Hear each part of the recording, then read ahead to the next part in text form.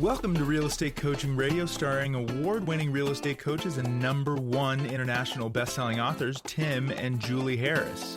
This is the #1 daily radio show for realtors looking for a no BS, authentic, real-time coaching experience. What's really working in today's market, how to generate more leads, make more money, and have more time for what you love in your life. And now your hosts, Tim and Julie Harris. Welcome back. Today's topic is From Stuck to Sold, 4 Essential Habits for Real Estate Agents. And I'll tell you what motivated Julie, she wrote this one, this podcast today, what motivated her to write it is because we've been hearing from a lot of you that you're feeling like you're having a delayed start to the year. And guess what? You're not alone, because you are having a delayed start of the year because a whole bunch of things like the weather, like the presidential election, like all the normal things that happen after the holidays. And I've got great news for you. You're not alone, as I've already stated, but you still have time to really turn it on and have the best year ever. So do not lose any faith or confidence. And I also want you to remember, a lot of people make New Year's resolutions, and most people forget about the New Year's resolutions by the end of February. So if your New Year's resolution was to have your best year in real estate ever, and you're feeling like you're struggling a little bit, you got to realize there's still plenty of time, but you cannot let the spring market get by you. So what we're going to be doing today is we're going to help you to open your mind, expand your thinking, and discover the 4 essential habits for real estate agents. Now, you're going to want these great notes that Julie wrote, and these notes are waiting for you over on harrisrealestatedaily.com. It is our daily newsletter, harrisrealestatedaily.com, and that's the only place you can get all of our notes. We don't publish them anywhere else. So go to harrisrealestatedaily.com, drop in your email address, and then you have to pop over to your normal email and you have to double opt in and confirm you want the subscription. Now, I want to clarify, we've been getting a lot of interesting comments, I would say 99% good, about our Friday podcast. Our Friday podcast is where Julie and I just talk about all kinds of different things, sometimes real estate related, but just all kinds of different topics that are of interest to us. The reason that we started doing that podcast on Friday was frankly because a lot of you guys were interested in the same things that we're interested in. So, and again, outside of real estate, and some of it's, I would say, topical, depending on what's going on, but we've been talking about weird things like, UFOs. We've been talking about, a lot about the new administration and the new golden era that we may be experiencing, all those types of things. So if you've not yet listened to our last 3 Friday podcasts, make sure you go back and listen to those, because the feedback actually has been really nice. Encouraging, I'll have to say. Yes, optimistic. Yeah, optimistic, because we're always a little nervous when we go outside of our wheelhouse, especially because some people are accusing us of basically being overly political on the Friday shows, because I don't even know why, because we're not. And, the reality of it is that the Trump administration is starting out with a lot of really very positive things about housing, and we're going to be hearing, mark my word, over the next 2 weeks. We have some friends that are very politically, not just interested, but politically involved, people that give donations and things like that. And they've been telling us about some of the things that are going to be coming around the bend. And so you should be very optimistic and excited about all the positivity that's going to be entering into the housing market, that the new administration, dare I say Trump, hopefully some of you aren't triggered when I say that, I know you are though, but the new administration is going to be introducing across the country. It's an incredibly exciting time to be in real estate. So do go back and listen to our past Friday shows. Yes, that's right. A lot of what we've been talking about are simply current events, but particularly to your point about real estate, and probably 99% of our listeners are real estate professionals on some level. So for me, I feel like all of you listening really are obligated to know what's happening as your personal market, your town, your city changes. You've got to be involved with that, because knowledge equals confidence and ignorance equals fear. So you better have the knowledge and the confidence. Whether you agree with what's happening or not, it's still happening, and you should be knowledgeable about it. Well, there's nobody. Julie and I looked around and just to try to see what else was out there that was kind of combining our level of understanding about the real estate industry and some of these things that are coming out about housing, and we've not been able to find anything. There's nobody that's really knowledgeable about both real estate that can translate what's happening with some of these, the ramifications of some of these housing things that are going to be happening as far as new construction in particular. The pundits, the normal news media outlets, what they're really doing is trying to figure out how to explain it, whereas we and you, dear listener, can understand it from a multidimensional perspective. And so that's what our Friday show is about when we're dissecting some of these different topics. Because again, as Julie just said, we're wanting you guys to have an unfair advantage in your marketplaces and truly know how to make the most out of some of these amazing things that are going to be coming your way. Yes, and speaking of unfair advantages, we're talking about 4 essential habits for all of you real estate agents and brokers. Today, as Tim said, we're going to equip you with practical strategies to maximize your productivity, enhance your client relationships, and achieve all of your goals in your real estate practice. Following these routines will create an accumulation effect, ultimately getting to your goals faster than you otherwise would have.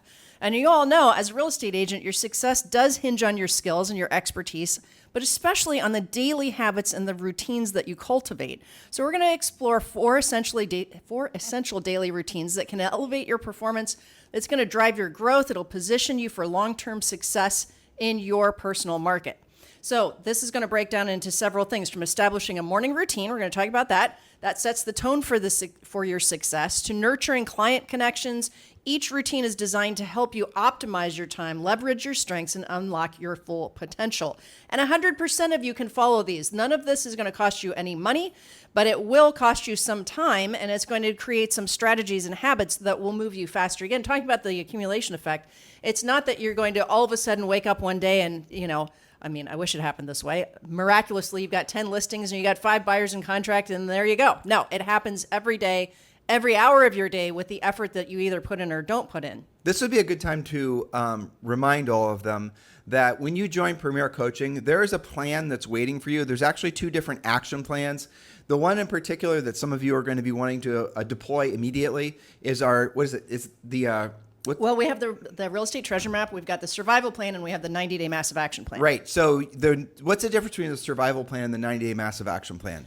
Well, the survival plan is designed, I would say it's slightly more intense. The 90-day plan digs a little bit deeper into financial specifics. It's just more robust. The survival plan, and I think we're going to talk about it on an upcoming podcast actually, is for agents that literally are freaking out, wondering, whether they're even going to be in business in a month or two. 90-day, anybody can do anytime. I've actually got some of my private elite coaching clients doing a 90-day plan. So the survival plan is Yes. specifically designed to put cash in your pocket as fast as possible. Yes, so there's some differences. For example, we talk a lot about lead with listings, right? But if you need a closing like tomorrow, you might not have time to go get a listing. Maybe you'd have to compete for that listing. You may or may not take it. But in the survival plan, we talk about holding open houses every weekend until you have 3 pre-qualified, buyers that you can put in contract literally this weekend. And we're also telling them how to do things like BPOs and things that are going Yes. to put money in their pocket right away. So all of these plans and more are waiting for you over at Premier Coaching when you join Premier Coaching. So simply go to premiercoaching.com and you can join Premier Coaching right now for free. And when you join for free, if you do need that immediacy of cash flow, which most of you will, make sure you download and you deploy the survival plan right away. And if you've got a little bit more breathing room, then the 90-day massive action plan. Now, these are plans that are exact day-by-day activities that you should be doing. And the 4 points that Julie's going to be talking about are actually, I'd say, included in basically a lot of the tenets are the same. Right. But the moral of the story is join Premier Coaching. The link is down below in the show description, or just go to premiercoaching.com. You can join Premier Coaching right now for free. Do not delay. All right, let's get to our points, Julie. Yes, so we're talking about some habits that support everything you just talked about. First one is your morning momentum. This is point number 1. Remember, you also have the notes. Tim told you how to get that. All right, so morning momentum. Start your day with purpose by implementing a morning routine that sets the tone for success. That is setting the tone for your day. That means you've got to stop hitting the snooze button. That's where it starts. You've got to have a consistent start time and have planned your day the night before. Begin with mindfulness practices like meditation, visualization to focus your mind and energize your spirit. Then review your goals and your appointments and write down at least 3 specific things. And I would say for most of you, no more than 3 specific things that you're going to achieve on this work day. Start with the end in mind. Now, when you're deciding what your top 3 achievements will be, prioritize dollar productivity, of course. Things like getting a price reduction, meeting with a buyer and, showing them houses they can actually buy. Do your buyer presentation, get a signed agreement, and of course, securing a new listing appointment would be all dollar productive activities. Now, well, let's drill down on that just a second, yes, Julie. So sure. the things we want you focusing on this time of year, really any time of year, but especially this time of year, are the things that have the highest probability of putting the most amount of money in your pocket in the least amount of time, right? That should hopefully be simple enough for you to wrap your minds around. So what you're not going to be hearing us talk about are a lot of the things that might someday, hopefully, if the stars align and someone discovers your TikTok video, oh, hold on, TikTok got taken down, so that doesn't count anymore, right? Yeah. So what we're doing is we're asking you to do things, suggesting, coaching you to do things, telling you how to do it. They're going to put you in the position to help the most people, make the most money, frankly, as quick as possible. Because if your mind stays in that mode forever, you don't just kind of, breeze in and breeze out. Oh, I've got money. I've got closings coming in. I'm going to stop doing the real work. Then what happens after those closings happen? You go broke, thus the ups and downs in income. If every single day you start the idea that you're going to be putting all your best efforts towards, essentially the things that are going to put the most money in your pocket and help the most people in the shortest period of time, you are not going to have those ups and downs, and you're going to have actually a real estate business opposed to, you'll have cash flow opposed to cash spurts. Very well said. And in fact, we talked about Premier Coaching. One of the things that makes it more fun that I mentioned in our outline here is you can, in Premier Coaching, use your daily success game, which literally puts points to keep track. You're supposed to be working towards 50 points. And of course, what's at the top? Take a listing, then sign a buyer-to-buyer agency, sell one of your listings, put a buyer in contract. These are what the things you're referring to. Let's describe it. So basically, Julie's showing on her computer screen essentially a form.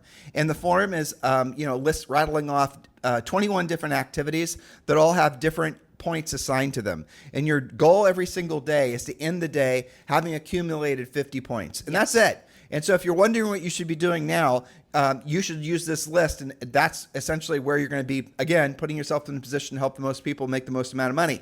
That's what the goal is. So if you are in any way feeling anxious, anxiety, if you feel like your year is already getting past you, well, guess what? You definitely want to join Premier Coaching and get this plan. You can join Premier Coaching for free. Point number 2, Julie. Constant client communication. Follow a daily diet of regular contact via, yes, that's right, phone calls and in person. You can do handwritten cards, personalized messages, personalized videos. The point is constant client communication. This is the number one thing that Grizzle veterans say that they would have done better looking back on their career is they would have had more consistent past client communication. Offer valuable insights when you're making those contacts. Keep your clients informed and engaged. You position yourself as a trusted advisor in their real estate journey. You can ask how you can be of service. Ask who they know who could use your help to buy or sell real estate. You can also offer a free updated comparable market analysis for some of them, or a guide to investing in your market if that's in your wheelhouse. I'm going to put, did you have something in here? Nope. I'm going to put something at a subsequent point for Julie's second point. You definitely want to have the highest level of lead follow-up that you've ever experienced before. It's in there. Okay, it is in there. Which so. Point is it part of? It's probably part of proactive lead generation, but we can talk about it now. We'll call it point 2.5. It's okay. So we're going to call this. It's in our book. We talk about this in Harris Rule, and obviously a lot of coaching. If you want the simplest way to essentially increase client contact and cash flow the fastest, it's furiously fast lead follow-up. The art and science of furiously fast lead follow-up is simply not being respected, let alone taught in the real estate world nowadays, because everyone is taught to generate leads digitally. Everyone's taught to have the buyer or the seller call you through your marketing and branding. Everyone's then taught to put them in a elaborate drip campaign where you're going to send them all these cute videos of you and your cat. And if some of those videos are pretty good, I have to admit. Some of them are fun. But that aside, you're going to be doing all of this, passive stuff. Nowhere are you actually calling anyone to pre-qualify. Oh, but you get to see how many of your emails they opened up. Oh, you get to watch to see on the, dashboard how many minutes of your cat video they actually watched. That's not what we're talking about. And you should know by now that anything that's going to put any amount of time or, emotional space between you and that prospect, the greater, frankly, they're not going to do business with you. The person that's going to get the deal, the person that's going to get that client isn't the person with the best marketing and branding guys. It's the person that gets to that lead the fastest and pre-qualifies them. And there's been droves of studies that the marketing and branding people will never want you to know that the person that the most sellers and buyers will work with is the first realtor that they meet with, that they talk to. Not the first agent that emails them back or sends them a cat video. You guys get what I'm saying here? So most consumers are not that discerning. about the agent that they're going to use. That's the real bottom line, which, when Julie and I sold real estate, that would drive me crazy because we were very successful selling real estate, hundreds of homes per year. But I knew that if we didn't call that lead back right away, and some brand new agent who just got their license the same day did, there's a high probability that we weren't going to get that customer to want to work with us. That's very true. And I have to say something related. I'm glad that you brought this up. For those of you who have lead generation going through some kind of automatic system, things like Follow Up Boss. I see this a lot with Follow Up Boss, for example. That's all great. It's systematic. It's organized. But nearly every time I talk to somebody that has whatever lead generation widget tied to that, they can't tell me how many leads they have, the last time they talked to it, and even worse, many of them say, well, that's going to the agent assistant on my team. So you guys have been lied to, and you just simply don't realize it. That's the problem, because all these technologists were essentially trying to sell you into the belief that you don't have to do the real work of real estate. Yes. You know why? Because they aren't in real estate, never have been in real estate, couldn't sell. The only thing that they can sell is an elaborate CRM system to agents under the guise that the agents won't have to actually do the real work and pick up the phone. That's literally what their pitch is. That's it. They're leveraging your desire to be lazy and to think that there's automation that's going to cure all your, fill the skills gap. You got to see it for what it is. And again, it's real simple. And I'm going to give you guys another little advanced coaching tip here. The one with the most leads loses. I'm going to say that again. The agent with the most leads in their CRM systems are almost always the ones making the least amount of money. The most qualified, most successful agents making the most amount of money are always the one with the fewest leads, but their definition of leads is different than yours. A Harris definition of a lead is someone who's been fully pre-qualified, who what their time frame is. What their motivation is, certainly. What their financial wherefore is. All the things that you learn in Premier Coaching when you're pre-qualifying someone. That's a lead. Someone who's in a drip campaign is not a lead. That's just a contact. That's a contact. You guys are confusing and being confused, again, being lied to, just to stop, parsing our words, just being honest. You're being lied to that people with drip campaigns and whatnot are leads. They're not. They're just contacts. If you do have a bunch of leads in a CRM, here's what I'm going to challenge you to do. And this is going to take some nerve because it's going to make you queasy when you have this experience. I want you to call all the people. Call. You don't have the phone numbers? Okay, well, that's a problem. So if you do have the phone numbers, call all the people in your CRM, use our pre-qualification script, and start pre-qualifying them. And you're going to discover probably 50 to 60% of them aren't motivated at all. Okay, that's just the way it is. They're just, for whatever reason, they ended up in your CRM. You probably bought the lead thinking that it was going to transact, and of course it's not. Okay, then I would say probably, let's say that's 50%. Another 25% are working with another agent and they would have worked with you, but you didn't call them. You put them in a drip campaign. And what you don't realize is that same, potential client of yours was in 5 other drip campaigns. And the agent that they decide to work with is the one they met at an open house. Right. That's how it works. If you guys have been in the business for more than a heartbeat, you know what I'm telling you is the truth. Okay? And the rest of them are going to be people that would work with you if you called them up and you actually pre-qualified them. And those are the ones you can turn into transactions. But you have to call them. You have to have some sales skills. Boo-hiss, I know. You have to ask them questions, use our scripts, use our pre-qualifying scripts, and then you'll soon discover that if you have 100 leads in your CRM, there's maybe, if you're lucky, 10 good ones, but the 90 crappy ones are hiding the 10 good ones, and you're treating them all the same, and those 10 good ones, let alone, and those 90, marginal ones, none of them are going to do business with you. Some of them don't even know who you are. That's the reason that you guys have these big CRM campaigns, and you're, essentially, I have so many people in my system. My system's going to generate this many leads. I'm going to sell this many houses this way. If you've been in the business for more than, a year and you've fallen prey to this kind of malarkey, you have now and should be experiencing what I'm unfortunately trying to pass along to you, that nothing will ever replace the power of picking up the phone and using a pre-qualification script and actually doing the real work of real estate. Anybody who's successful long-term in this business has the fewest number of actual leads, because to be a lead with a really top drawer agent, They know they pre-qualified them, and they know the statistics I just told them are true. And anytime Julie and I speak at an event or speak to an agent, and if we end up speaking to you, and I ask you the question how many leads you have, and you tell me you have, a ton of leads, I immediately know that you're not pre-qualifying, and I immediately know you're probably also buying a bunch of marginal leads, and the company you're buying them from is telling you to put them in a drip campaign and just, mature them to the point where one day the ripe apple's going to fall off the tree right into your plate.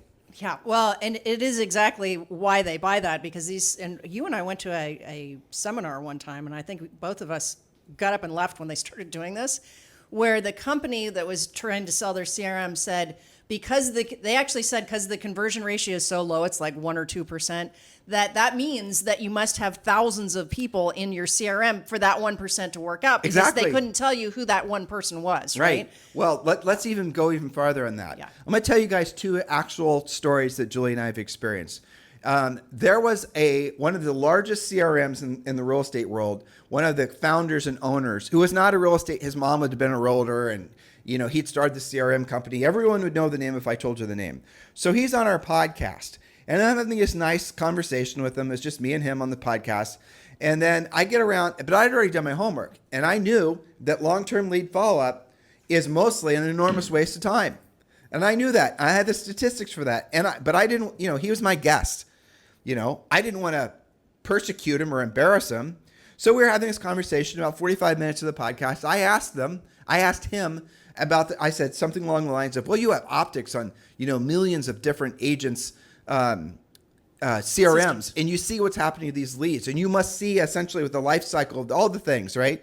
So I was kind of boosting him up, making him say, trying to have him be braggadocious about his amazing CRM and how he has God's eye view on everything. To which he then said, yes, that's right, we do. And then I said, well, what percent of the leads that are in an agent's CRM for more than a week, or maybe even said a month, actually mature into be a viable business? And he said basically none.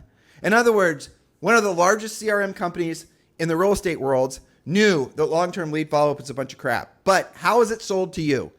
As long-term lead follow-up is what's going to win the game. I just told you the truth. The agent with the fewest number of leads is the agent that wins the war. Now I'm going to tell you guys another little elegant lie. And this will make you mad, some of you. But that's okay. I'd rather have you be mad than, fail, frankly. Because Julie, there's a new statistic out for last year. Julie, what percent of agents in the United States didn't even sell a single home in 2024? 74%. It's horrible. 74%. Not even one home. 74% of the thousands of you listening right now statistically did not sell a single house last year. And it's because you believed the crap and because you did the wrong things. That is really the bottom line. All right, so here's another conversation.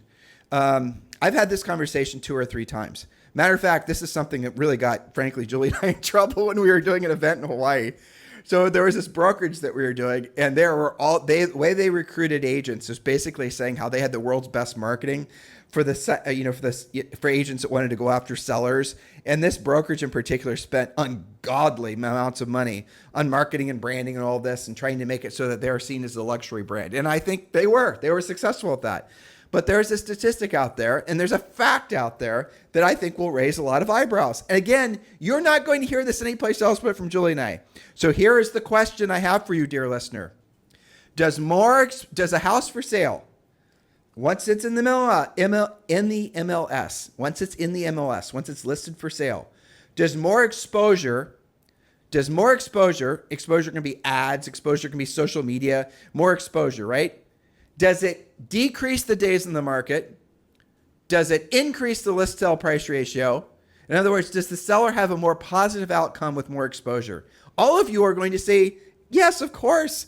More exposure means the house sells faster. More exposure. No, it doesn't. There's no provable benefit to the seller with more exposure. Did you even know that? Anyone who's been in the business for a while, who's listed real estate, knows what I just said is true. And so why is all the marketing, branding, and advertising out there? It's to seduce, to woo over sellers, but also agents that don't know any better, that marketing and branding and advertising, what it actually is all about. And frankly, a lot of money, billions of dollars, conceivably, is wasted every year on the myth that more exposure results in a more positive outcome for a seller. There's never been I had this happen recently. Somebody was actually posting something very similar to this I'll tell you where I was inside VXP Realty's workplace, one of their workplace groups. And somebody tagged me and asked me to comment on it because they obviously knew our coaching and what we had to say. And I very respectfully said what I knew to be true.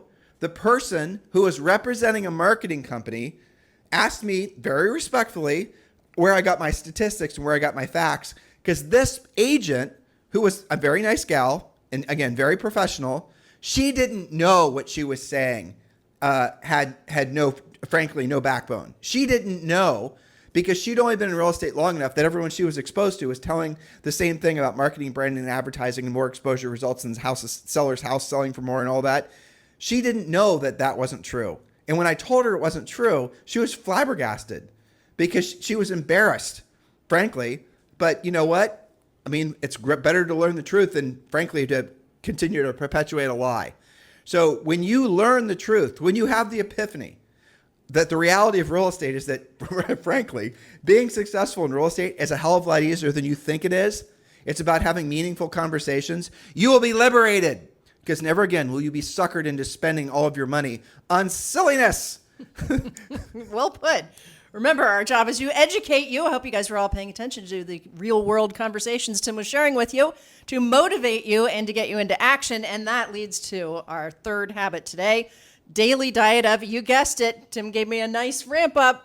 I'm going to say it, proactive lead generation, otherwise known as prospecting. I know I said it. Make proactive lead generation a non-negotiable part of your daily routine to generate new leads and to grow your business consistently. Lead generation is the fuel for your real estate practice. If you starve the engine, it soon sputters. So keep the tank full. Set aside dedicated time each day for prospecting activities, like, of course, calling, door knocking, consistently engaging with past clients, like we talked about in the point before this, and expanding your center of influence.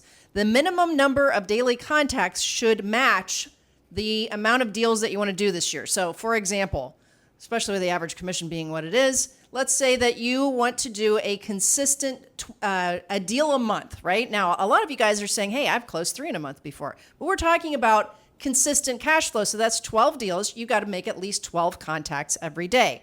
Using the daily success game that you get in Premier Coaching, where it shows you what type of contacts will yield you the fastest results, you might only have to make 5 or 10 contacts, but you're going to start with the number that equals the number of deals, right? So how in the world are you going to make 12 real world contacts? Well, there's at least 12 expireds. You could do nothing but expireds, but the daily success game allows you to mix and match who you're talking to. I'm thinking of our friend Chris Leon in Chicago right now. Yes. And I know in Chicago, the weather's awful. Long, cold, nasty, horrible winter. I mean, it's snowing in like South Florida. I don't even know what the hell's going on in the country right now. I know. You know, it was a little bit chilly here in Puerto Rico, like a little bit. Anyway, so I'm thinking about... It's no degrees there, is your I'm point. thinking about Chris. And Chris, I know you listen to the show every day, and I know you'll appreciate us using your name, okay?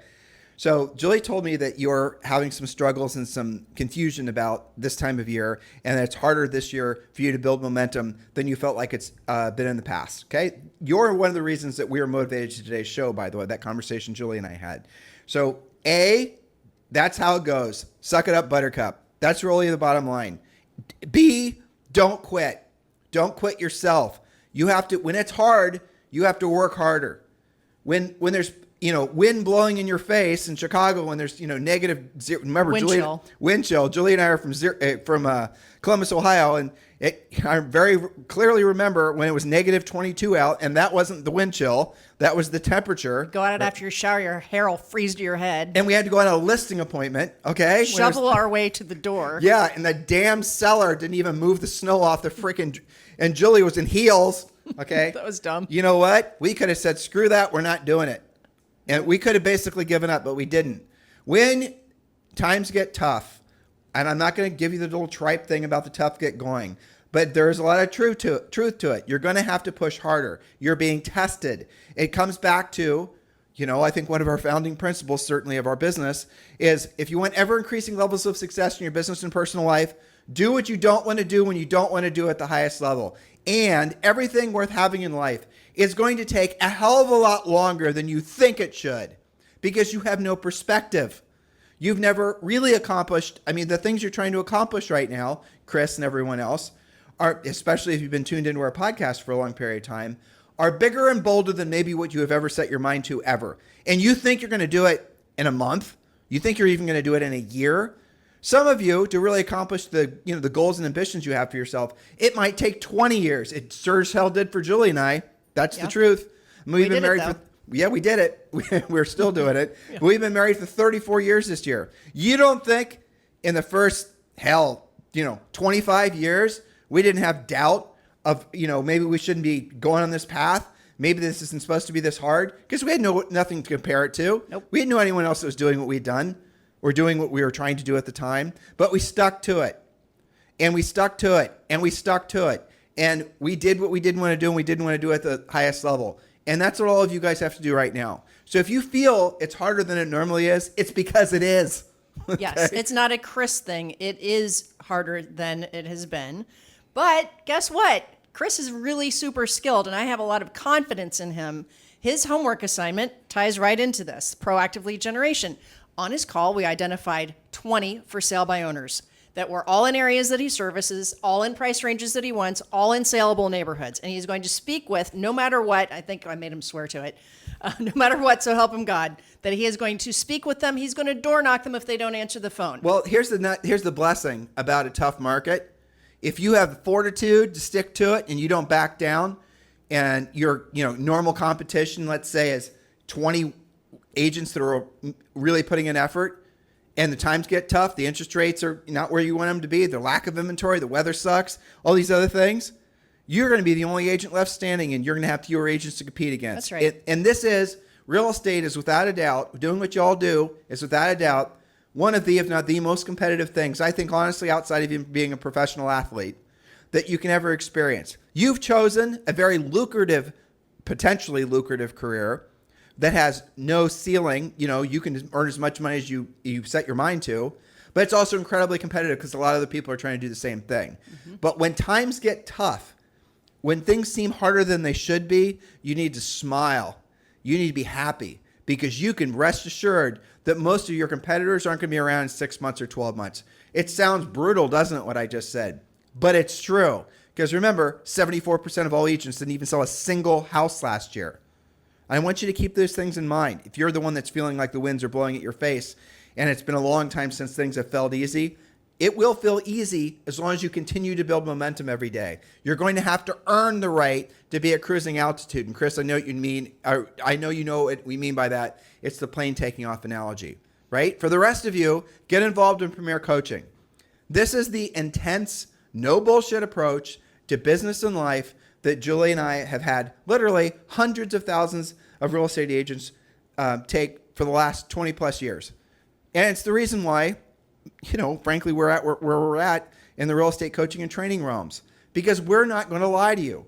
Now, I'll tell you guys another funny story. And this actually happened, and Julie only knows about part of this. So we got invited to speak at a big broker, not eXp Realty and other brokers, annual blah, blah, blah that's coming up in like February or March. And they were going to pay us, and it was good money too. Okay? So they're going to fly us there. They were going to pay us.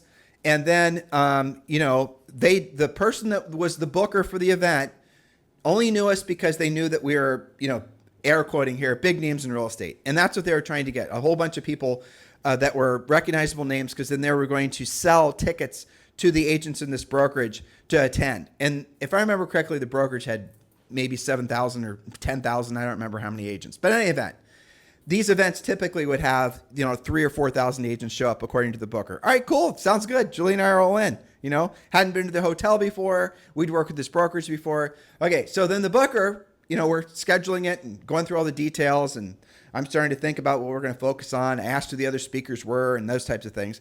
And then she said, well, here are the event sponsors, and we would like you to be supportive of the event sponsors. Okay? Now, the rest of the story. That happens all the damn time. What will happen is you'll get paid to speak at an event, and the event sponsors, who are, indirectly paying for you to be up there, they're going to want you to say nice things about them. That's just how it goes. So if you've ever wondered why in the back of a room are all these big event sponsors, and why the speaker or the presenter is so enthusiastic about those particular products, your suspicions were always correct. They're getting paid to say it, right? Now, Julie and I won't do that. We never have done that. Ever. done that. So here's the deal. Here are the event sponsors. And I'm thinking, oh my, this gal has never listened to our podcast. She doesn't know what she's signing herself up for, right? There are all the marketing and the branding company. There was some company that, helps you to, it's just all the things. And okay, there is a place for those things, but I'm sure as hell not going to stand up in front of a group of agents. And I'm not going to lie to them and tell them that I thought those things were the most important thing in real estate, which is exactly what they're insisting that we say. Okay? We wouldn't do it. And I didn't want to be rude or disrespectful. And frankly, I would have loved the opportunity to actually be in front of that group and tell them what we know to be true, because that would have been that would have been a good experience that we could have told you guys about on the podcast. Right. But instead, what I did is I sent this Booker gal a few of our podcasts, and I wanted her to know what she was signing herself up for, because I didn't want her to get in trouble or get fired for, having some, Tim and Julie show up and all of a sudden they're saying things that makes the event sponsors pissed off. And then she shared the podcast with one of the event sponsors, and the event sponsor immediately didn't want us to be invited. So that's what happened. Into that. But you know what? I would rather have that integrity. That's what I feel it is, and stay true to our mission of being, of service to all of you guys, and lose money than I would feel like I'm, essentially whoring ourselves out just for the sake of making some money and getting some free exposure. I'm telling you guys all these stories because it is a lone path to, to walk when you're building a business that's based, your business now I'm talking about, not ours, when you're building a business that's based on skills, when you're building a business that's based on being of service to other people, when you're building a business that's going to be sustainable, that's going to build you long-term wealth, you're going to be walking a lonesome path because most other people, they only want to be famous. I was, again, listening to some other speaker, coach, guru type talking about, essentially they're coming out with this new program where you're going to be making, Julie, you were part of this, where they're going to be making all these videos, and they're going to give you 100 videos to ideas, and you're going to create all this Instagramming and all this other stuff. And I asked them, what's the point of that? Why? Well, the agent can build their brand. This is actually a combination of two conversations. Julie actually had this conversation with an agent who was part of another coaching program, and that's what they told her to do. And of course, it didn't work. So when you guys are getting hammered with all of this Mickey Mouse in the spring, and somebody with a very compelling pitch tells you, well, you want to do this, you want to do the other thing, you say, well, why? What's the purpose? And if they say branding, it's bullshit. Okay? You don't have to do any of that. Because you're going to get all the brand you want when you actually are successful at selling real estate. You want really killer branding? Be a listing agent. We teach you how to do that in Premier Coaching. We can show you how to bypass all of that and build an immediately profitable business. That's what it's about. Your best branding is your sold sign. 100%. Okay. You guys want some more facts? Let's share them. Let's give them some more facts. Are we ever going to get to your fourth point? I don't know. We'll see. All right. So here's some more interesting facts for all you guys. All right. Julie's going to correct me on these numbers because when I say this, I almost always get it wrong. You know what I'm going to say? The whole thing about where actual business comes from. Exactly. Yeah. You read my mind. All right. So marketing and branding. No one's going to call you unless they know what your marketing and branding is. Have you heard that message before? Be the mayor of your town. Yeah, oh my gosh. The mayor of your freaking town. Yep. Yeah. You've heard it. Yuck. All right. So here's some simple facts for you. And if I get my numbers wrong, tell me, okay? I will. Something like, if I remember correctly, if I'll give the analogy or the story. So you now have to hire a roofer to fix the roof on your house. And you don't know, and you're going to, this is a roof leak. It needs to be fixed. It needs to be fixed right away. No fooling around. What are you going to do to find a roofer? What's the first thing you're going to do? You are going to perhaps use a roofer you've used in the past. You're going to go to your cell phone. You're going to look up the roofer's name. You're going to text him, call him, and you're going to get that roofer out to fix the roof, right? Now, if you don't know a roofer, and by the way, that's how most people choose their real estate agent. Who do I already know? Who they already know, okay? Now, if you don't know a roofer, dear listener, what's the next thing you're going to do? You're going to ask a trusted friend or advisor. Isn't that what you do? That's not what everyone does. You're going to ask your neighbors. You're going to text somebody that, you can, frankly, you trust. Maybe they're in the real estate business. Maybe they're a different, in the trades somehow. And you're going to say, I've got a roof leak. Who do you know? And then they're going to send you some, suggestions on who you might use.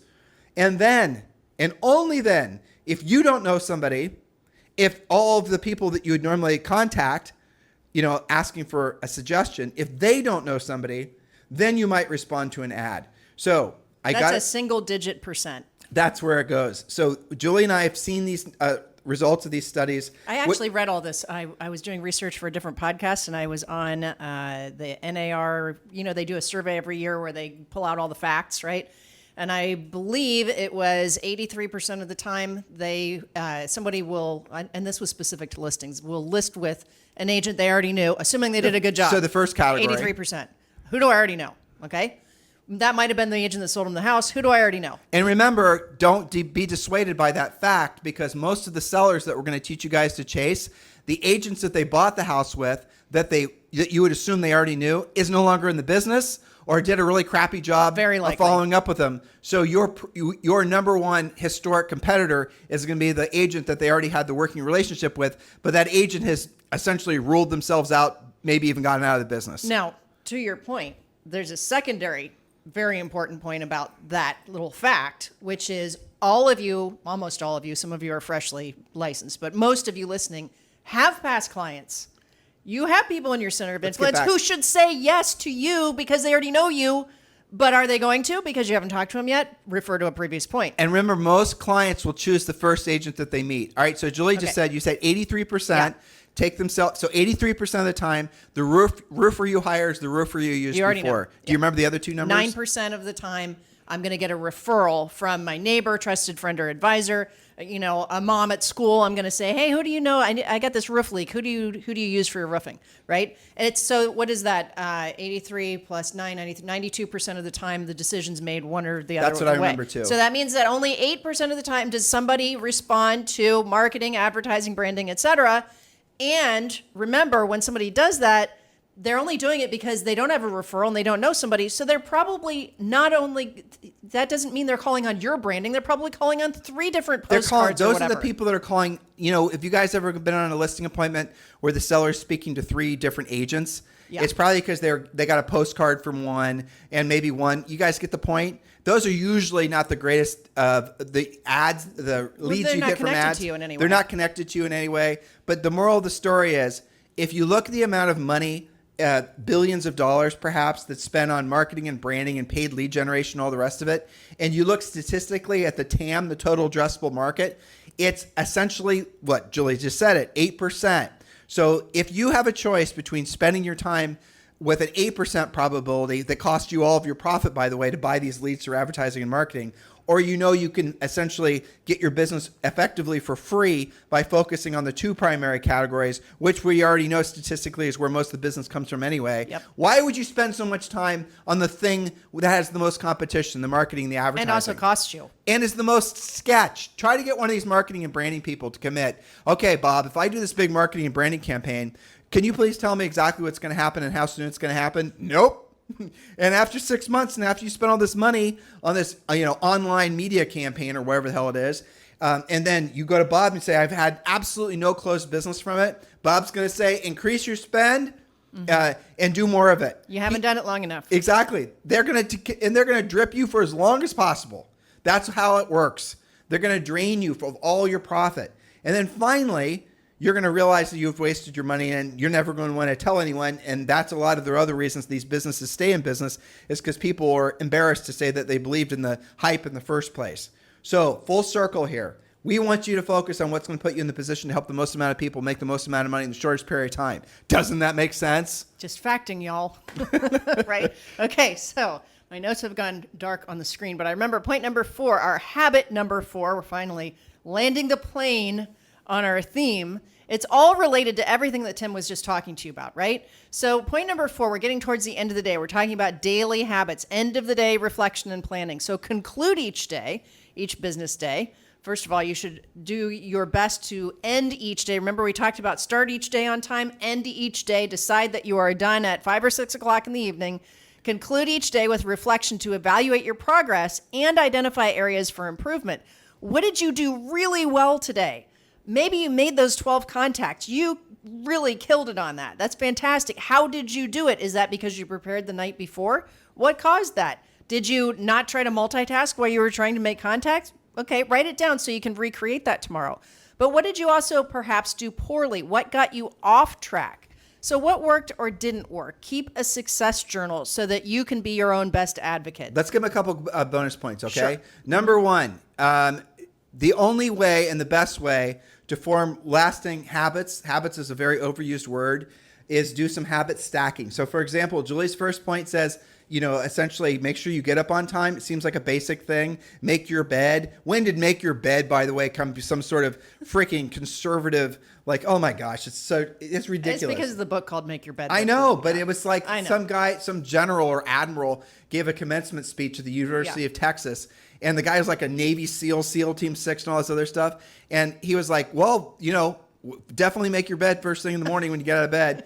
And then all of a sudden that became some sort of like subversive message to Isn't that weird? certain political. Yeah, it makes no sense. I know. But what was the point? Let's bring them full circle. Well, I mean, so the moral of the story is if you're a successful day is going to come down to probably no more than 3 to 5 things. And if you look at some of these points that Julie and I just shared with you, you're not going to do any of those points or any of those things unless you learned how to successfully do some habit stacking. So for example, let's say one of the things you want to do every single day is you want to get up at whatever time it is and you want to work out. Something everyone promises they're going to do. Yep. And you're going to have to figure out how to do it. If you have a busy morning, then do it after you drop the kids at school, whatever it is, right? Figure it out. You can do it. So you know as well as I do, if left to your own devices, you're not going to do it, are you? So here's what you're going to do. You're going to sign up for an Orange Theory class at 8 o'clock. You're going to drop the kids off at 7:30. You're going to get your butt to the Orange Theory class at 8 o'clock.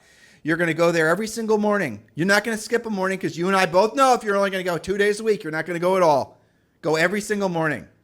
And start meeting people. Get to know people. Make friends. Get to know the coach. Right. Remember what Julie and I just told you? 93% of everyone ends up doing business, choosing someone they're going to do business with that they already have a relationship with. Have more relationships with people. Don't worry about your leads. Focus on people. That's how the money's made. And by the way, those contacts, assuming you talked about real estate, that could be part of your 12 in our example. Exactly. So see what Julie's doing? So you have to be at the gym or Orange Theory or whatever it is at a certain time. And yes, Orange Theory, if you're listening, you can sponsor our podcast. You should be. You should be. We have plugged you so many times. And we have, there you go. All right. So yes, get up in the morning, have your friends waiting for you at Orange Theory. That will give you pressure to actually go. And talk about real estate. And talk about real estate. Or you don't even really have to. After a while, you'll be seen as the real estate person as long as you bring it up. You don't have to, breathe real estate all over them and whatnot. Okay. So what did we just stack? We stacked the habit of getting up in the morning, the habit of working out every single day. And to Julie's point, every time you go to the Orange Theory class in the morning, you're going to have 5 different conversations with 5 different people about buying or selling real estate, even if it's the same person, but obviously try to expand your center of influence, right? That's 3 things that you've knocked out before 9:30 every damn day. Okay? That's not hard. By the way, that's funny. And what happens? What's the accumulation effect of that? You get in better shape. You create more leads. You feel more confident. You see yourself doing something you've never really done consistently before, which is working out and having meaningful conversations about buying and selling real estate. Those are 3 of the 5 things we want you to do every single day, right? Now, maybe you want it. Well, this is something we definitely want you to do is show gratuitous appreciation for everyone in your family. And that is, I love you. That is you're giving them kisses. That is showing love, overt love to everyone in your family. Do it all the time because there's an accumulation effect from that too. And it can work against you. If you start ignoring your kids and your schedules don't meet up and you barely remember their names, right? You're not going to have a relationship with that kid. That kid's going to, that's it. Years will pass, kid will leave. Not going to end well. And it'll not end well for you. So show gratuitous appreciation. Even if you don't feel like doing what you don't want to do and you don't want to do it at the highest level. Even if you don't want to go to Orange Theory. Even if you don't want to have those 5 conversations. Doesn't matter. Do it anyway. And then, Julie and I are also proponents of, taking supplements every day. You should definitely pray every day. And the prayers don't have to be overly complicated. You could do some praying while you listen to the world's #1 podcast now, which is amazing. It's a Christian-based podcast. Oh my, we got some criticism. You and I did. I cannot believe it. We had people that are criticizing us basically for talking about Christianity. I don't know what to tell you, honestly. Yeah. If you hadn't figured out by now that Julie and I are Christians after 10,000 plus podcasts. I'm not sure what they're expecting. Even worse, if you're offended by it, yeah. I'm sorry. Yeah. I'm not sorry. Get over it. And if you all of a sudden are going to write off all the benefit you've gotten from our podcast over the last, 5,000 episodes, 14 years, because you find something that you're not in complete agreement with, and that's reason for you to throw the baby out with the bathwater? Really? I know. I mean, that doesn't even make any sense. Anyway, so we do suggest you do some kind of praying every day. Listen to podcasts that keep you motivated. What is it, Julie? 365 Days of the Bible. Yeah, and do that. He reads a little bit every day, talks about it a little bit every day, maybe 30 minutes, and goes through chronologically from beginning to end.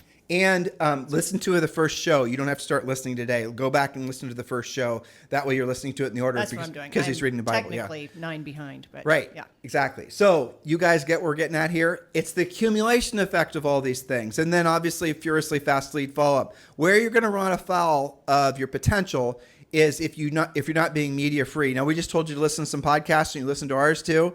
But you got to really be careful that you're not listening to anything that's divisive, anything that's going to cause you to feel separate, or anything that's going to make you feel like you're under attack, anything that's going to trigger your fight or flight, anything that's going to trigger your ego. You got to really, really prune who you're allowing to influence you. Yeah, and if you're not sure, ask yourself how you feel after you listen to that, after you read that. Every now and then I'll be doing research for a podcast, I'm reading an article, and I'll get like 30% in, and I'll say to myself, I have gotten absolutely 0% of anything out of that. I'm just not even going to finish reading it, because it doesn't even necessarily have to be negative. It just didn't have a net positive effect on me. So I'm moving on, right? When is the last time you read something or listened to something without having your filters set to kill? In other words, without assuming that the author had some sort of agenda, and we're all turning into, maybe skeptics. You have to be really careful with that. But unfortunately, that's what's necessary, because a lot of the messaging has become so normalized. And I think some of this messaging that essentially, like, guys, were you paying attention? Have you been paying attention to the people out there that don't think people should own homes? Have you been paying attention to all this negative talk about how there's people going to be lifelong renters and all this other stuff? If why are they saying those things? Or how about this? People that are out there saying that buying a house is like one of the worst financial investments you can make. Oh, but by the way, buy gold, right? You can do both. You can do both, guys. You don't have to do one or the other. Or don't buy a personal home for yourself. Instead, invest in my investment thing so we can go out and buy multifamilies together. Oh, and by the way, the person telling you that owns 4 homes himself, right? And how about this one? Buying a home, owning a home is pretty much the most locked in way that people build long-term wealth as Americans. And the statistics show that essentially the net worth of, you remember this? Yes, I do. What is it? Okay, so the net worth of somebody renting, all of your assets, right? Your net worth of a renter is like $8,000 on average. Total. Then compared to a homeowner, it's like $420,000 or something now on average. So whatever that percentage is, it's vastly better to own a house. Has been proven up one side and down the other. Most of you listening do own your house, and you know this. But there are people out there saying that that's not something good. I heard somebody trying to convince, I think they were trying to talk to millennials, that you don't want to own a house because that means that you're anchored to some place. You want to be a renter forever because that gives you mobility. What? Like, you can like Zoom and stuff, right? Anyway. So Julie, do you remember the whole the sharing economy, where everyone's going to start sharing everything? I know. I mean, that's when you're supposed to rent your vacation home, which that did turn out to be a good idea. Yeah. And then there's of course Uber Ride and all share, that. Yeah. But there was all these startups that you're going to like share a pet. I know. Well, okay. Do you remember that one? Since you went down this path, and don't ask me the exact name, but you'll remember this because we studied this. Ladies that were sharing purses and dresses. I know, and outfits and things. Ugh. Okay, but strangers. Did you know that the original settlers to this country, okay, this is like a little bit before the successful pilgrims came, there was a movement that was exactly that, okay? So we're all going to, you're going to be in charge of farming corn. Your history's actually off. It was the pilgrims. But not the successful ones. These ones there was didn't make it. The original pilgrims, and I know this history because my relatives on my mom's side came to the United States in 1634. Okay, if you guys are in Massachusetts, original. if you're in Massachusetts on my mom's side, I'm from the Tufts family, Tufts, as in Tufts University. And no, I did not get a scholarship. And yes, I tried. Okay. And yes, your original answer to how long you've been in real estate was forever. Exactly. The oldest standing brick home in America was built by Francis Tufts, which was like my great something or another. Okay? So you were in real estate forever. Yeah, but anyway, so the original pilgrims, as it were, that came to the United States, just to clarify this in case they want to go down Sure. Yeah, they had a communal approach. That's right. And they were basically, I don't know how else to say it. They were essentially following this sort of Marxist, everyone should share everything and the whole thing. And what happened to those dear-hearted people? I'm pretty sure they starved to death and died of disease. They did. Because it didn't work out. It turns out that if all I do is I'm the one in charge of growing corn and I'm supposed to share it with everybody, I don't actually have any other skills to share. But it was more. Right. You and I listened to the same podcast about this. Yep. It's because old brother, brother Bob was looking over at brother John. That's what they called each other. And brother Bob, turns out he was a bit of a lazy slob. Yep. And so brother John said, "Why the hell should I be getting up at 4 a.m. to milk the goats or whatever I'm doing?" With brother Bob is sleeping in and farting and doing Bob whatever is he's always doing. a problem, right? Yeah, Bob's no, that's not I'm true. just But kidding. you know what I'm saying. Yeah. So what happened was essentially because there weren't enough people that were willing to do what they did want to do, and they did want to do it at the highest level, and they just were reinforcing each other being lazy. They died. God, the whole communal thing didn't work out. Nope. Yeah. So since we went down that path, what got us on this tangent was be careful what you put in your head. Be careful what you're believing. Be careful, what you're listening to. What you're talking about is having, for the most part, a media-free existence. Yep. We've talked before, and I think on the Friday show, maybe our original Friday show, we talked about why podcasts are so awesome is not just because we want them listening to our podcast, obviously, but because you can curate the things that go into your mind. Once you have something that you really like I like the Bible in 365 days. I know what I'm going to get. I know about how long it's going to be. I know I'm going to feel good and be smarter and learn something at the end of it, versus when you don't do it that way and you turn on like a random news channel, something can attack your mindset that you didn't even expect because you can't predict what they're going to be feeding you. You guys know Exactly. the term clickbait. Everything's, fill in the blank bait nowadays. It's a mind worm, basically. Everything is like that nowadays. So that's the reason none of us are so strong that we're, impervious. To, all the manipulation that's out there. The manipulators are essentially like, Jedi masters at this point with knowing what to say and how to say it. They know what fonts, what colors. They know all the different things that's going to cause you to, trigger your fight or flight, make you listen more, tune in more, Wolf Blitzer, breaking news, all of that. And I have to say, I'm very encouraged by the failure of these major news outlets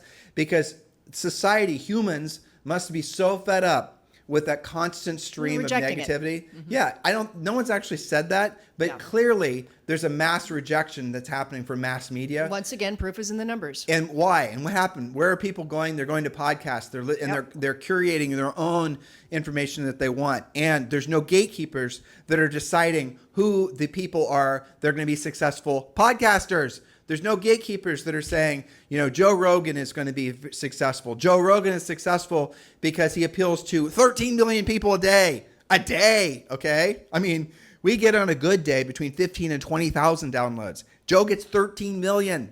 I mean, think about that. People have voted with their ears. Yes. So no gatekeeper saying what Joe can or can't say. No gatekeeper saying this is, Tim and Julie, you can't, people have tried to gatekeep us forever. No, Tim and Julie, you cannot talk about, this particular thing because this big company is sponsoring our event, and obviously we want their money. We're impervious. Yeah, tell all of that. So there you go. I'm tongue-tied because I'm literally getting tired talking. It's okay. All right. So hopefully they've picked up a lot from this podcast. Our theme has been habits. So, when you talk about habits, you can go many different directions as we did. But the point is that you do have control over your time. You do have control over what you do with your day. And as such, you can actually control your results, but only when you're consistent and you've got those habits every day. Now, here's a question. How do you feel after listening to us for the last 57 minutes? How do you feel? Do you feel excited? Do you feel motivated? Do you feel encouraged? When you listen to something else, or you read something else, you got to monitor that the barometer, your emotional response. And if, as Julie mentioned, if you do feel more powerful, frankly, if you feel more in tune with your soul, if you feel like you're going to go out there and do what you don't want to do and you don't want to do it at the highest level, pour more of that into you. And if you feel the exact opposite when exposing yourself to certain things, those certain things are the very things that are keeping you from not just excelling, but just probably from even getting up on time. So hopefully this show has educated, motivated you. Now it's time for you guys to get into action. Have a fantastic day. We'll talk with you on the show tomorrow. This podcast is a part of the C-Suite Radio Network. For more top business podcasts, visit c-suiteradio.com.